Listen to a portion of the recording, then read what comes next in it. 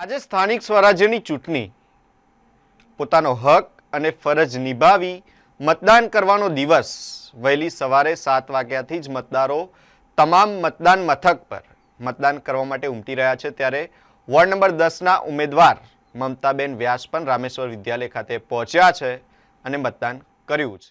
જ્યાં જ્યાં જે પણ સ્કૂલમાં ગઈ છે ત્યાં બધે 50% ઉપર મતદાન તો છે દરેક સ્કૂલમાં। અને અત્યારે હું હાલમાં રામેશ્વર વિદ્યાલયમાં આવી છું।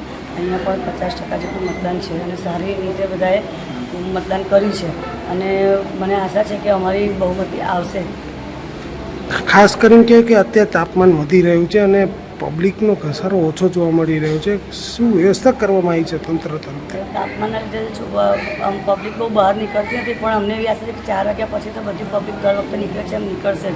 અને અત્યારે એક બે કરીને બધી જગ્યાએ બધા રૂમમાં ચાલુ જ છે અને જે 4 વાગ્યા પછી જે રોજ ભરાશે તો આખું ફૂલ થઈ જશે એવી અમને આશા છે કે 100% અમારું વોટિંગ થશે।